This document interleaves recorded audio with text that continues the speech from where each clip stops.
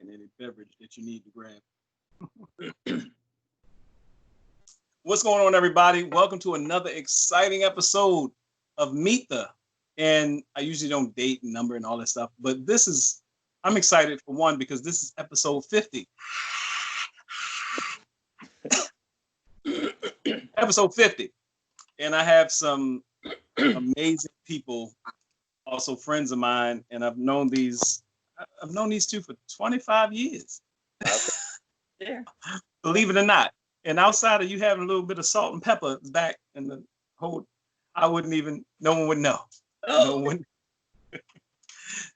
I give it up for Lawrence and Leauntte Sanders of Outcast Food Network, doing amazing work in Baltimore and around the world. We're going to jump right into the interview. Thank y'all for taking time and bearing with me. Even though once I found out it was the 50th episode, I was trying to do some other stuff, but we'll put all that out a little bit later. But how are y'all doing? And for y'all that are just tuning in or looking at any time history, this is June 2020. So, pandemic, quarantine, COVID into uprising. It's like the best of times, the worst of times around the world. But everything is polarized, and these two are frontliners. And I want to get right into it. Like I said, first, how are you guys doing? Doing well. And like I said, I've known you guys for years. When did you come up with the idea of feeding families? So we've actually been feeding folks for almost as long as we've known you. But it was on a very simplistic manner, right? We just would throw some bologna between two slices of bread and hand it out because it was our passion, right? Now, when it comes to Outcast Food Network, that became official. And previously, we just kind of did it whenever we had money and whenever we felt like it. With Outcast Food Network, it's been 2.5 years since we've been a legal 501. 2.5 years. And so when did it all right, let's go all the way back. Let's take it way back in the time. When did you two meet? Oh. You can handle that one. Oh my goodness. Almost, I guess, 30 years ago, almost. We met I was in hair school and he was working at Foot Locker. He was a man of the stripes. He was No a man of the stripes. No doubt. Yeah, and so we had a mutual friend and we met, and the rest is history. Yeah, 91, I think it was. Yeah, 91. 91. So y'all kicking it, y'all, and they got a beautiful family too. Well, grown men now. They probably 6'9" and 6'12" or something like towers. I tell you. So, and we met years ago when I was barbering, and I got my clients and the little ones. It was a great time in the 90s. So you always, when did you two say, okay, we're on the same path, we got this whole connection together, but also we both have a passion for feeding the homeless? Like you hear people doing stuff all the time, but you was like, hey man, we got some extra stuff, we just put some bread between some bologna and pass it out. That seems second nature to you. Mm-hmm. It's not second nature to everybody to do that, just to start. Right. Absolutely. So, one thing I'll say about my wife, man, she's, we love each other, and she loves me, and she trusts me. So, as I said, hey, let's do this. Usually when I say, hey, babe, let's try this out, she's like, I got you. I've got your back. I'm with you. And so when I threw it out there, man, she was in it, and she had a passion for it. She discovered she had a passion. Now Troy's tearing up. She had a passion for it as well. In the air. A little something in the air. That AC. And we just started doing it, man. I'll tell you a quick little story.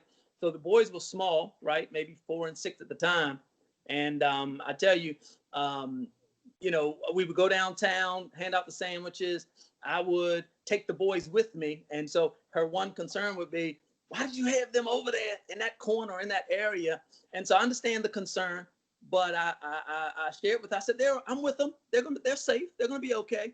But it helped as well with them being out there that early.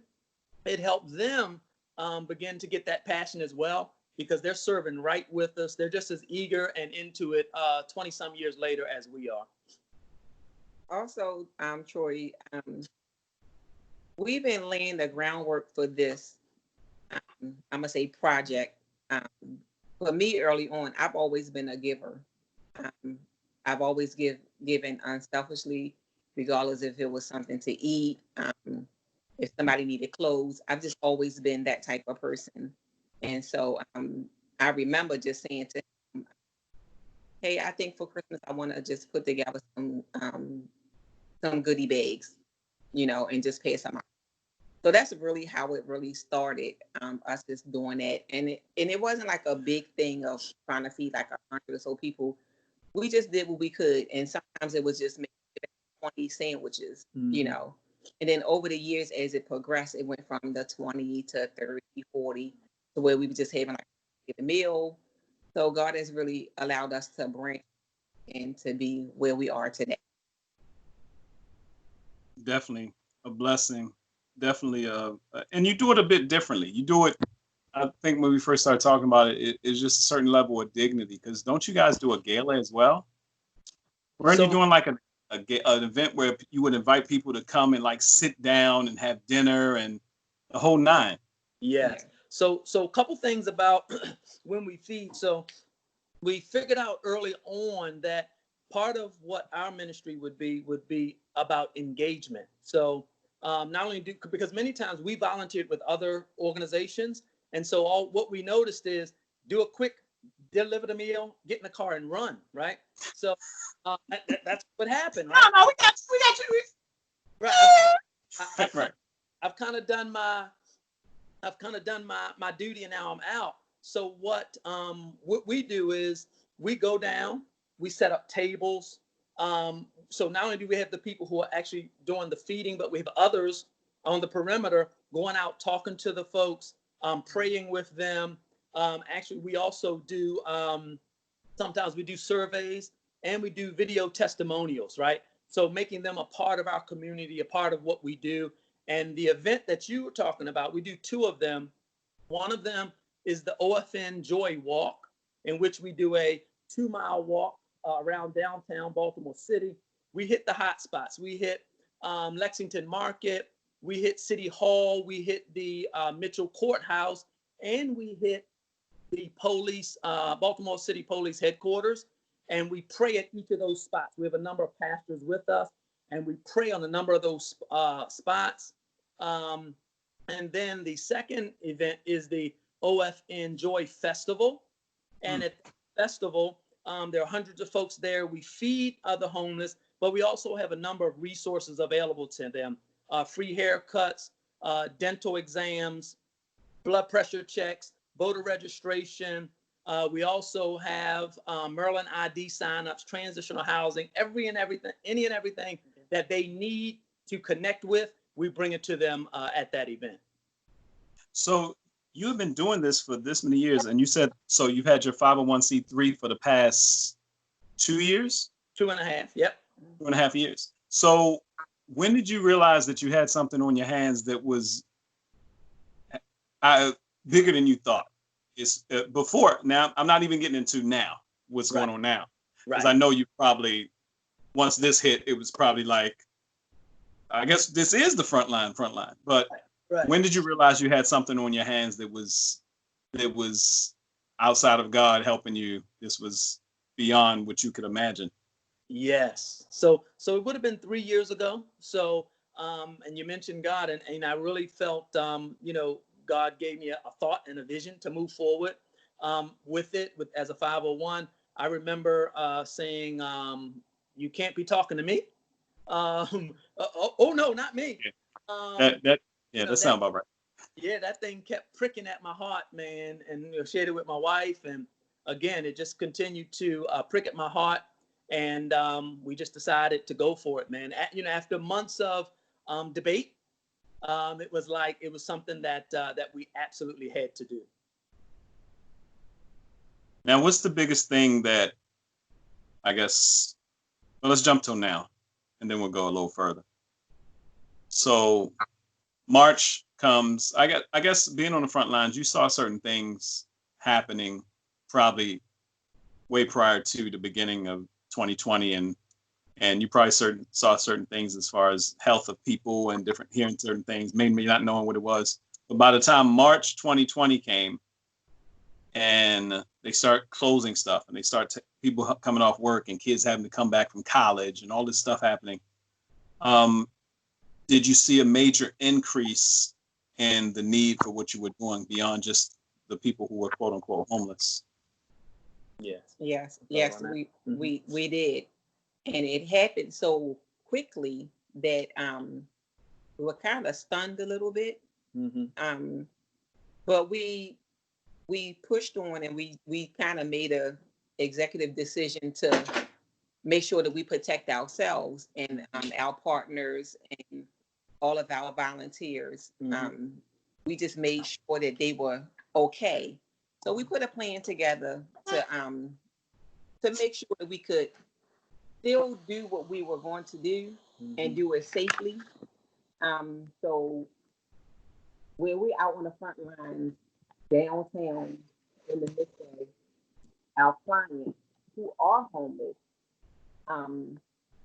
we just put a plan together to say, hey, we can't go out and be right directly with them right now. So we kind of had to shift some things to make it work for the organization.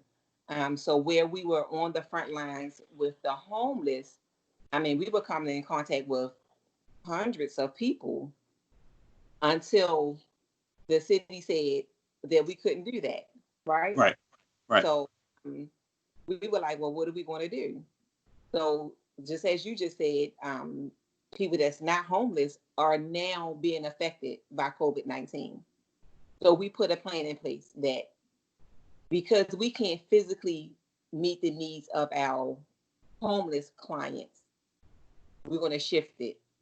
So everyday, day-to-day people still need to eat, because during COVID, people are getting laid off.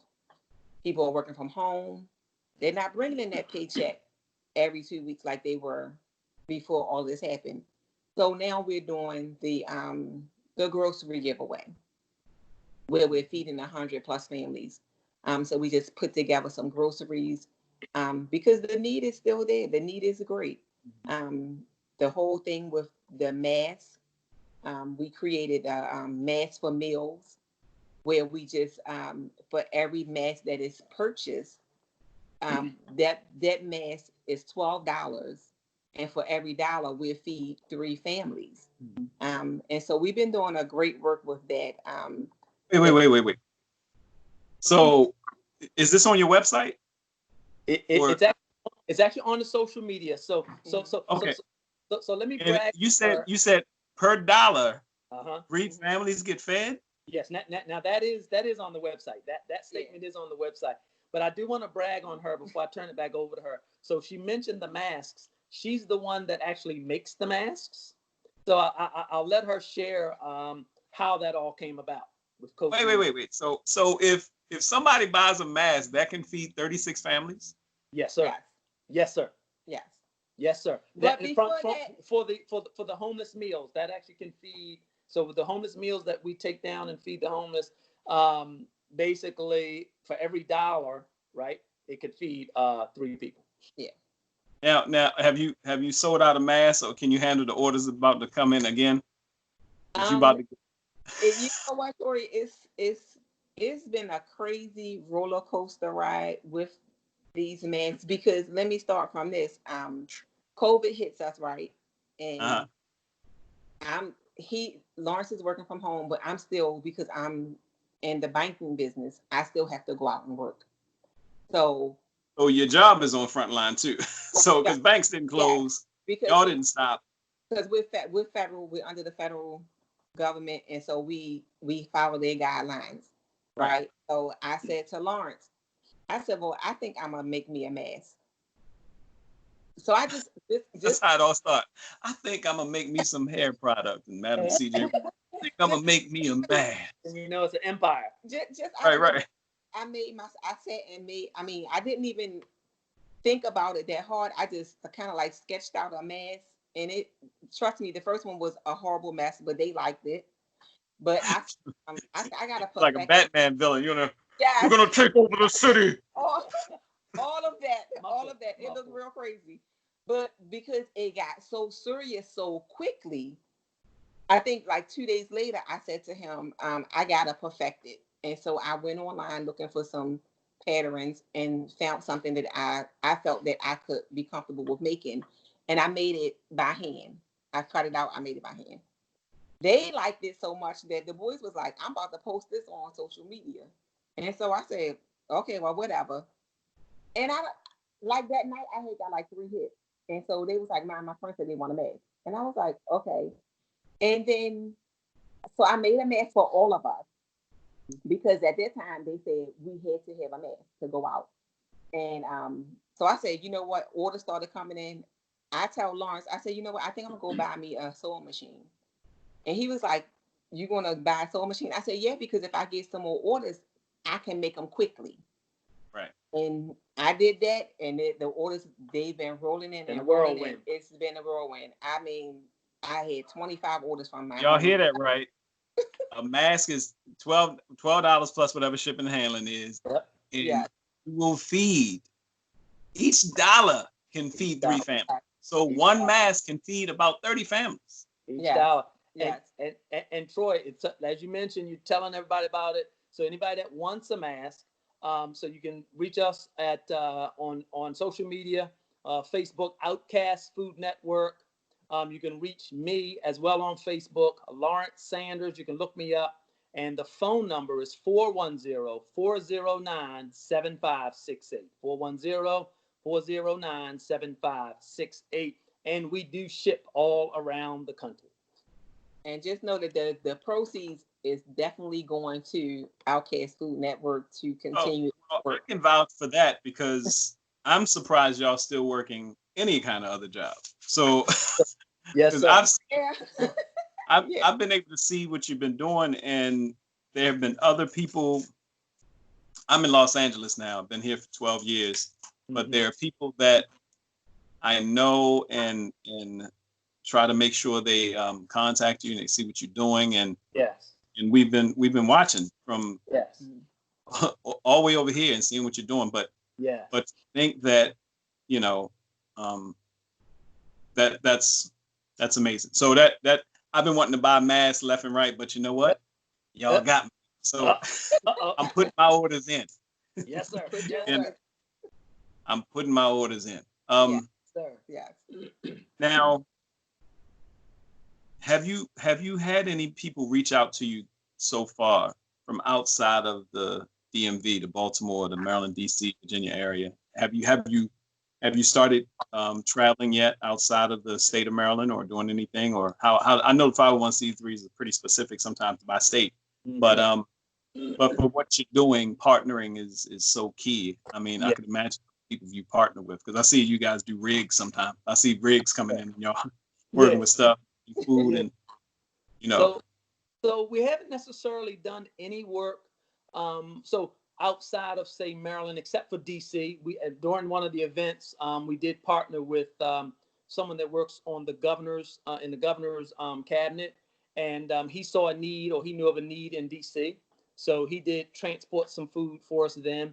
However, for July of 2020, so I'll say this, that God had already showed us and told us that OFN was not only a state ministry, but it was a national and international ministry.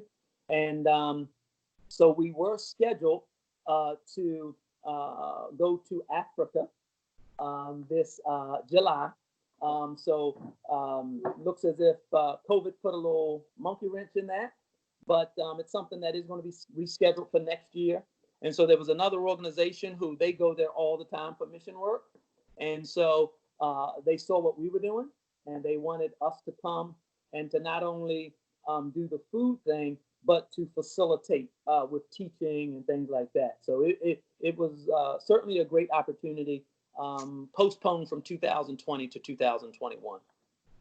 Now, what do you say? Because this is a hard thing. I've been through in my short 45 years on this planet, I've been through every scenario of the hustle grind, except for the next level of marriage, house on the hill, and maybe more kids. You know? Yeah. But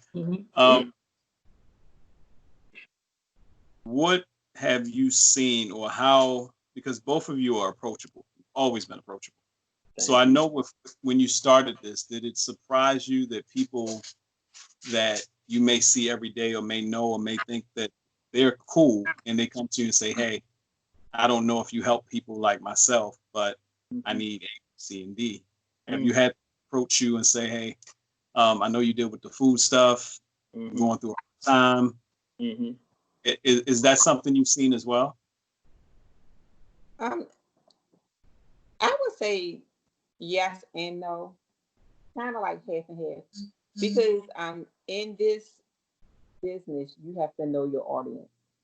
So sometimes some people may be a little bit prideful and not want to come to you and say anything, especially if it's on the personal, like you say, if we know anybody personally. But I put it out there to people because we do give away food, and not just because COVID-19 has kind of stumbled some people, but now I put it out there, hey, we're giving away food XYZ on this day.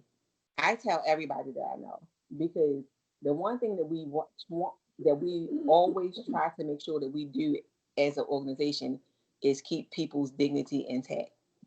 So the fact that I have some friends that still work and and still earn a paycheck, but some hours may be cut short, that's not to say that they may be struggling in the area of purchasing food. So we want to make sure we're offering it to everybody. Not just a certain group of people. And you keep the dignity intact by just saying, hey, we're doing this, we're giving this out. And that's the purpose of us always posting it on social media, because you just never know who may have the need for what we have. Them coming to say, hey, Lily, I know somebody that knows somebody that knows somebody that needs some food. You don't have to go. We're not the type of people that you have to go through all that. You know somebody, and I told you know somebody that may need some groceries. We're giving away groceries this weekend. That way, I don't have to say, "Girl, you need some groceries. Come on, get in line." Blah blah blah. Why you give me this bag, girl? I saw your lunch yesterday. Right. Yeah. You don't usually. Right. And it has been they've been more on a referral tip, right? So if somebody that we know and they know somebody else, hey, I know so and so they need, right? Okay, great.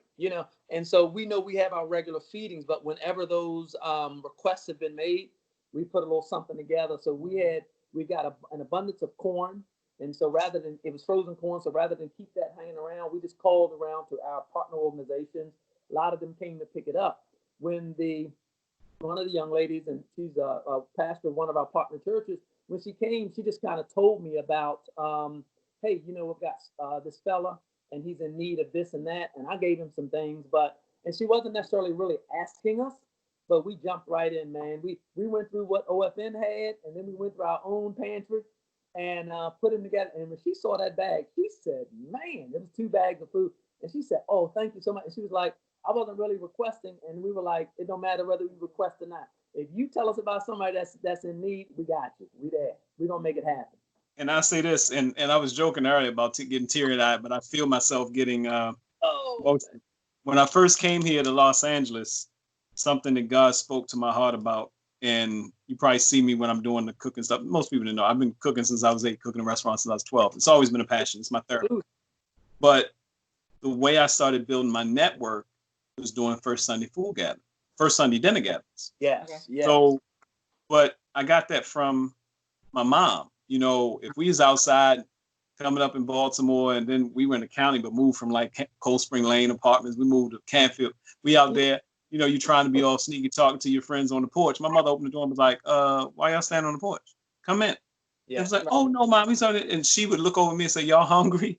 It was the sneakiest, smoothest way. They were like, yeah. Oh, come on in. And she just watch them eat and be like, see everybody in here now and know who my son is dealing with. It was a technique. It was a way to build people. It was how we always fellowship. Yeah. And God spoke to me and said, if you feed people, you'll never be hungry. Yeah. Yes. Yes. Yes. And at the time when I was coming here, I came to California, I knew nobody knew me. Right. Thank social media to rebuild.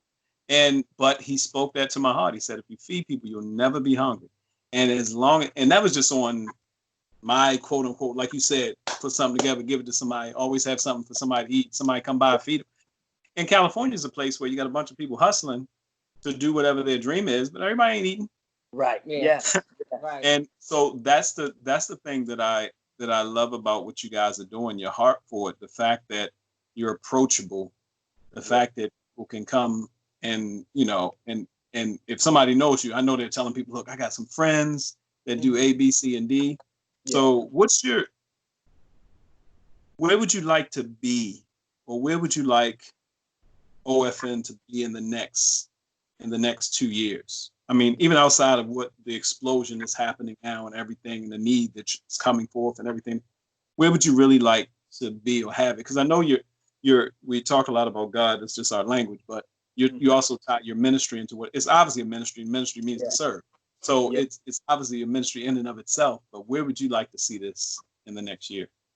So first and foremost, we're looking to partner. We have a partnership already lined up to have office space and storage space at one of our partner churches. These folks we met we also teach about mission work, about the co-mission. So we met. So we have 4 partner churches that are with us because God told us to go out and teach. So now that I've taught you guys how to do it, you teach others the biblical meaning of it. So we've had 4 churches connect with us. We already have in plan to partner, as I said, with office space and storage space in their church. So what that will allow us to do is to fulfill the totality of the mission. So the food piece is only a small part of it. And so again, our focus and our mission is to feed people while also going out and delivering God's message of salvation, right? And so, but there are other services that we're looking to provide. We have written a summer program called Books to Bread, where on consecutive 4 to 6 consecutive weeks, parents will come with their children. Parents receive a bag of groceries and a healthy eating seminar from a nutritionist. And then the children receive books and study guides, right, to address the summer learning loss. So that's one of the things. There's also all kinds of education. I mean, and we have all of the professionals lined up. As I said, we also have classes, health classes lined up, addressing diabetes, hypertension, mental health. And so those things are all lined up. And so partnering with our sister church and having that space is going to allow us to do that. I love it. I love it. I love it. Okay, so the Books to Bread piece is something this summer. Africa, postponing it, of course, for everything that's going on. What's the biggest thing that you've noticed? What's the biggest thing that you've noticed? Okay, you transitioned. You said now, were you doing the 100 families before, or when COVID became underway, you said, okay, we're going to transition this, and you put together your base families that you work with? So no, we were feeding 100+ people before COVID. So okay, that was just always our back in the day we could only afford to feed a few people, but we needed to meet the masses. And because down in the city of Baltimore is such a great number of homeless people that we were like, we have to feed more than just 20 or 30 or 40 people. And so our goal was just that, well, I went to Leauntte and said, we need to try to feed 100 people. I can cook enough food for 100 people. And so that's just always been my goal, to just make sure that I fed enough, or that I always had enough just in case somebody else said, you have anything else left? And so that was my mission. That was always that I was going to always cook enough for 100 people. And then when we started. So wait a second. You're not talking about giving away food to 100 families. You're talking about you actually cook the food that you guys serve on a regular basis. Now, how often are you serving? Well, now, how often are you serving now when you go out? Do you have your own building with a kitchen yet, or? No, we don't. We that's in our plans to have to get a building. But physically right now, before COVID, I was cooking all the meals for our feedings, and we would feed once a month. So once a month, I would gather up. We would make our meal plan and decide what we want to serve, and I would fix the food that morning of the feeding, and then we would go out and our volunteers would come and help us. It's a lot of work. It's time consuming, but because our heart is there, even in the push of working, me still working during COVID, you just push, and God gives you the strength to deal with it, and you feed those 100+ people. And like I said, I always try to make a little bit more than 400, because I tell Leauntte, there's going to always be somebody as we're breaking down. If you got anything left, and it without failure, it always happens. So somebody happened to roll up on him, and was like, "Y'all was having a cookout? Ain't nobody invite me? Like, come on over here, girl." Right. And Troy, so I'll tell you. So, and as I said, as she said, she cooks for when we do the meals, the hot meals.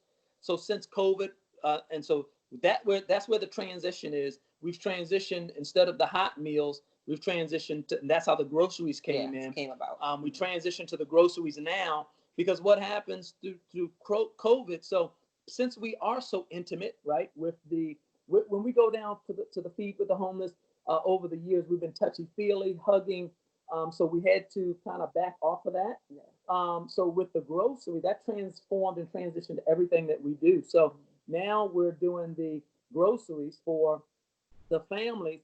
And so how that has changed, we now wear safety vests, we have to have cones, we have to have PPE for everybody, masks, gloves, tents, the 6 feet markers. And primarily how we're handling it is drive up, pop your trunk, and we drop it in. That's right. So if people who want to give, because you're going to have, I'm believing God that you'll have people giving everything from buildings to vans that need to be wrapped to whatever the vision is, because like you said, you guys have been doing this for years, and it's a mission of the heart. But I believe it'll be something that if your desire is to do it full time, it'll fully be full time. So, outcastfoodnetwork.org or .com? .org. And you gave the phone number is that for mask or just general contact, the 410? That's the main number for the business. Okay, so the number once again is 410-409-7568. All the information will be in the bio, and information, the YouTube link, the IGTV, the whole 9. Anything else you want to say to everybody before we get out of here? I could talk to you guys for a while. I want to give you guys a chance to anything you want to say to people, and if there is a need or anything you want to hit on, because I know a lot of people, we're just in a very key time. A lot of people want to give. A lot of people want to get involved. I know for a fact that anybody who wanted to get a mask, unless the people they buying masks from are feeding 30 families, might want to jump on these masks, people. Yes. So yeah. One, I want to quote our mission statement. Right. Our mission statement is to provide nourishing meals to the needy while promoting their dignity and their self-worth. Homelessness, man, comes, many times folks don't want to get involved or get close or engage homeless people. So these are folks who don't necessarily, have really fallen on hard times, right? So poverty, unemployment, addiction. Some of the things, as I've gone through the process, I've learned that it's not just those things. People coming home from the military, it's a challenge, that transition of living the way they lived before, finding houses and or disconnection from family when they come home. That leads to homelessness. and then also youth foster care, right? So because I'm not connected to my true paternity or maternity, well, guess what? Now that I leave my foster family, I'm not quite sure where to go. Many of those people end up homeless. So definitely wanted to share some of the reasons for homelessness that we don't normally talk about. Also want to thank, as I mentioned, the partner churches. We wouldn't be able to do this without them, and then a whole host of other people who just believe in what we do. So tons of people decide to volunteer with us, but then every now and then someone will slip you a 20 or 50 or 100, and then every now and then I'll look up at my Cash App, and then guess what? Guess what's in the Cash App? And so that just warms my heart, man. We're just out of the blue, someone who sees what you do, believe in what you do, and then just out of the blue, they surprise you with something in your Cash App. So the need is great. Any and everybody who feels and understand what the homeless go through, then guess what? Donate to Outcast Food Network, because we're doing such an awesome and great work. Definitely. You'll never be without. You will never be without, because you guys chose you. Yes, sir. And that's such a blessing. Thank y'all so much. Thank you, man. 50th episode. There's no better way to do it at such a time as this. The big 5-0. All this stuff going on, uprising, quarantine, and y'all feeding people. And also, because you said you go out and teach, so if people in other states want to start the program, and now with Skype and everything, you will train them, and you have consulting piece that you'll do on how to get started? Absolutely, all of that. And so, Troy, the one, man, I tell you, God is such a blessing, man. And I believe the reason why those folks are being drawn to us, because God has helped us to be incredibly organized. So when other leaders and give testimonials about what they know about us, they talk about our structure. They talk about our dedication to facilitate and to educate, and just our overall organization. So, we have the infrastructure in place to educate others to do the same. I love it. Lawrence and Leauntte Sanders, the building, Outcast Food Network. Yes, sir. Yes, sir. Tell the boys I said what's up. Well, they'll see this. What's up, y'all? And good to talk to you. Good to see you, Troy. Thank you so much. They probably don't even remember I used to cut their hair. They did. Before y'all had them beards. No. They do. Believe me. I said, you remember Mr. Troy? And I was expecting the same thing, but they were like, no, we remember him. Yeah, he used to cut our hair. Yeah, they remember. I love it. Y'all leaving an amazing legacy. Thank you. And everybody get information. Do whatever you can to help Outcast Food Network. Yeah. I'm so proud of you guys. I'm thankful for you guys. And I want to see you guys all over the nation and the world. So that's awesome. It's coming. It's coming. Yes, indeed. Yeah. Thank y'all so much. I will talk to you soon. And don't forget, hit them up, guys. Hit them up. Outcast Food Network. Love y'all. All right, Troy. Love you too. Thank you, sir. Thank you.